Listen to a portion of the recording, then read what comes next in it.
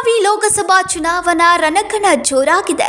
ಈಗಾಗಲೇ ಕ್ಷೇತ್ರದಲ್ಲಿ ಅಭ್ಯರ್ಥಿಗಳು ಬೀಡು ಬಿಟ್ಟು ಮತಬೇಟೆ ನಡೆಸಿದ್ದಾರೆ. ಹೌದು, ಹುಬ್ಬಳ್ಳಿಯಲ್ಲಿ ದಿಂಗಾಲೇಶ್ವರ ಸ್ವಾಮೀಜಿ ಬಿಜೆಪಿ ಅಭ್ಯರ್ಥಿ ಪ್ರಹ್ಲಾದ್ ಜೋಶಿ ವಿರುದ್ಧ ಬಹಿರಂಗವಾಗಿ ತೊಡೆತಟ್ಟಿದ್ದು ಎಲ್ಲರಿಗೂ ಗೊತ್ತಿರುವ ವಿಚಾರ.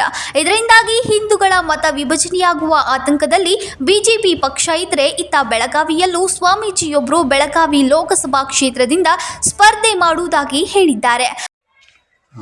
ನಾನು ಪರಮ ಪೂಜ್ಯ ಶ್ರೀ ವೀರೇಶ್ವರ ಸ್ವಾಮಿಗಳು ಮಡಿವಾಳೇಶ್ವರ ಮಠ ದೇಗುಲ ಹಾಗೂ ಅಂಬಡಗಟ್ಟಿ ಬರುವ 2024ರಂದು MP ಎಲೆಕ್ಷನ್ ಬೆಳಗಾವಿ ಮತಕ್ಷೇತ್ರದಿಂದ ನಾಮಿನೇಷನ್ ಮಾಡುವ ವಿಚಾರ ಎಲ್ಲ ಭಕ್ತರ ಅಪೇಕ್ಷೆ, ನಮ್ಮ ಅಪೇಕ್ಷೆ. ಇದರ ಉದ್ದೇಶ ಅಂತಂದ್ರೆ, ನಾವು ಹೇಗಿದ್ದರೂ ಕೂಡ ಈಗ ಮಠದ ಪರಂಪರೆಯನ್ನು ಇಟ್ಟುಕೊಂಡು ಸೇವೆ ಮಾಡ್ತಕ್ಕಂಥ ಒಂದು ಉದ್ಯೋಗ ಅದೇ ಮುಂದುವರಿಸಿ ಚುನಾವಣೆಗೆ ನಿಂತು ಜನಸೇವೆ ಮಾಡಬೇಕು ಅಂತಕ್ಕಂಥ ನಿರಾಬಾರಿ, ಜನಸೇವೆ ಮಾಡಬೇಕು ಅಂತಕ್ಕಂಥ ಒಂದು ಇಚ್ಛೆಯನ್ನು ಇಟ್ಕೊಂಡು ನಾಮಿನೇಷನ್ ಮಾಡಬೇಕು. ಎಲ್ಲ ಭಕ್ತರ ಒಂದು ಇಚ್ಛೆ, ನನ್ನೊಂದು ಇಚ್ಛೆ.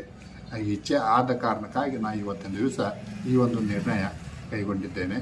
ಈ ಒಂದು ನಿರ್ಣಯಕ್ಕೆ ಭಕ್ತರನ್ನು ಕೇಳಿದಾಗ ಭಕ್ತರು ಕೂಡ ಎಲ್ಲರೂ ಕೂಡ ಆತರಜರ ನೀವು ಇವತ್ತು ನಾಮಿನೇಷನ್ ಫಾರ್ಮ್ ತುಂಬ್ತೀರಿ ಅನ್ನುವಂಥ ಸಂದರ್ಭದಲ್ಲಿ ನಮಗೂ ಎಲ್ಲ ಖುಷಿ. ನೀವೆಲ್ಲರೂ ತುಂಬ್ರಿ, ನಾವು ಎಲ್ಲರೂ ಕೂಡ ನಿಮ್ಮ ಸಪೋರ್ಟ್ ಇದ್ದೇವೆ, ಮಾಡೋಣ ಅಂತಕ್ಕಂಥ ವಿಚಾರ ಎಲ್ಲ ಭಕ್ತರು ಕೂಡ ಇದರ ನಿರ್ಣಯ ಕೊಟ್ಟಿದ್ದಾರೆ.